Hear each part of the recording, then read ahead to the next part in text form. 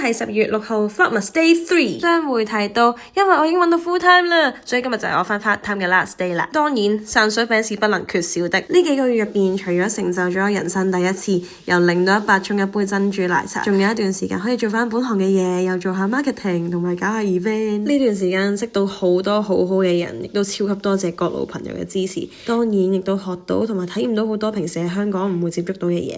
例如最開心就一定係踩單車返工，簡直就係人生一大樂事，身心舒暢，身體健康。話咁快返工返到4點半啦，但喺出邊已經黑晒。然後我就用鎖門結束咗我呢幾個月嘅 part time 生涯啦。